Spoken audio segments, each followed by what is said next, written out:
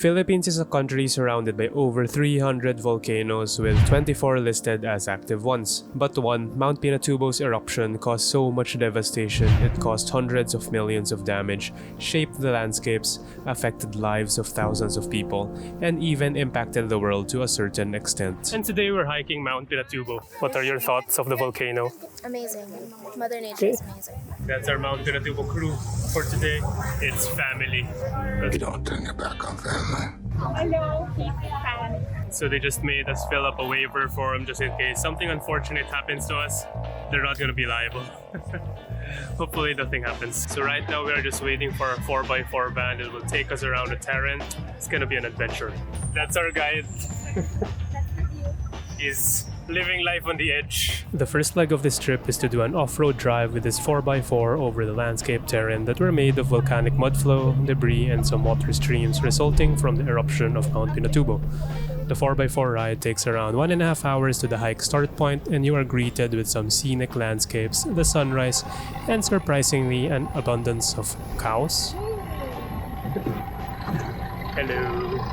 Those were some incredible landscapes, and now we're taking photos on top of our ATV.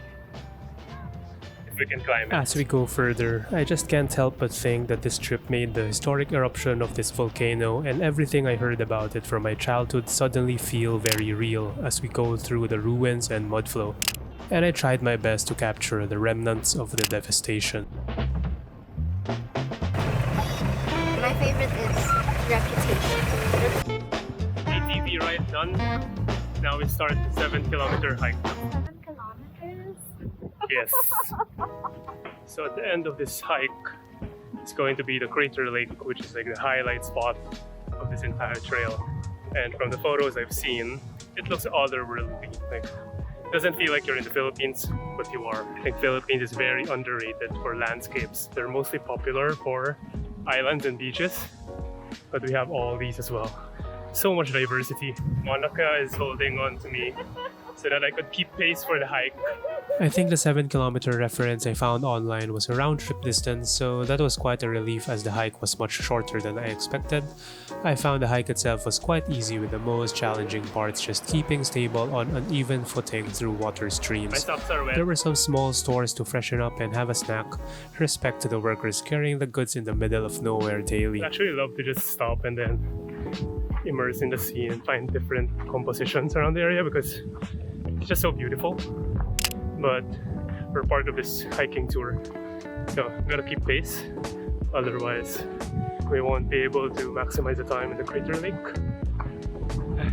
Sacrifices. Finally, after about an hour, we arrived at the last stretch of the hike, and it gets more exciting, especially we find ourselves a goal to beat. Competitive mode on. So there's a challenge over here.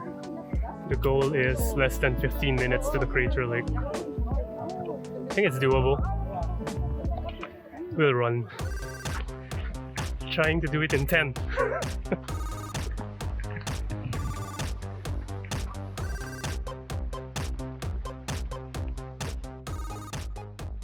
I got stuck in traffic, so it's over 10 minutes now. It's actually a very easy path, not very steep. Can even run it. It's the sign. Almost there. I'm now admiring the view of the Mt Pinatubo crater lake, and it's absolutely mind-blowing. Is it? I think so. Yeah. Crater Lake. So I am feeling quite accomplished finishing this volcano because this marks the 5th volcano I've hiked this year, and I've already shared the other 4 in my channel. So if you're enjoying this content so far, do give it a like. Massively helps the channel. So back in 1991, this volcano erupted, and it was very devastating, leaving over 800 people dead and thousands of people evacuated out. The eruption was so strong that it cooled down the earth by like half a degree Celsius. Very historic eruption, considered as the second strongest eruption in the 20th century. So very interesting facts about this crater, and then now it's a very popular tourist destination. Can't believe it took me like this time just to visit this place. With the view that I was seeing, I just knew that I had to fly my drone despite strong wind warnings, but that was the right choice. Kind of feel the drone gave me a much bigger appreciation of the views and the scale of the landscape. Just flying above this crater lake, and there you can see it being framed by all those rugged landscapes.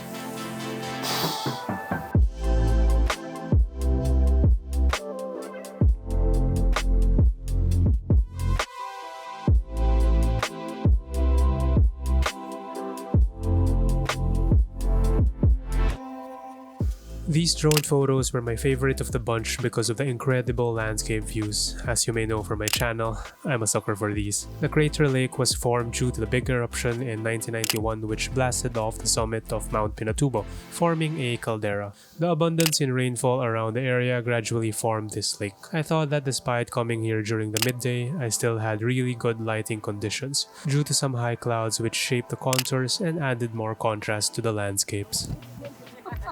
What are your thoughts of the volcano? Amazing. Mother Nature is amazing. It's nice. It's almost like European mountains. My sister says it's almost like European mountains and lakes. Yeah, she's right. She's right. Something like that, like 2 kilometers behind Prague. The European flex. So the trek back is going to be through the same path back to the 4x4 parking space, and then we take the 4x4 back to the van through that rugged terrain. So I think I'll end the video here because it's going to be very repetitive and quite boring, to be honest, already. Thanks for sticking around in 2023. Hope more of you will come for 2024, and wish you guys a happy new year.